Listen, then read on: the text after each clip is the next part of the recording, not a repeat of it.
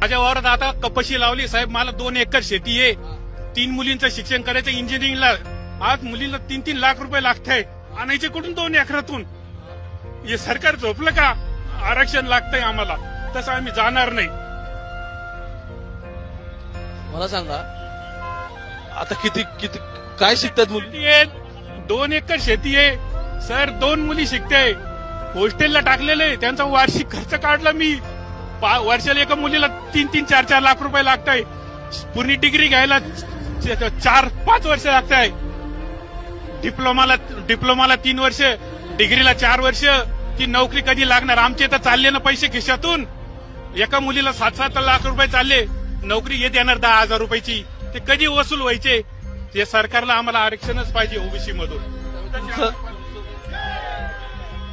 तुम्हाला आरक्षण मिळाल्यानंतर ह्या फीस कमी होतील असं तुमचं म्हणणं? फीस कमी होतील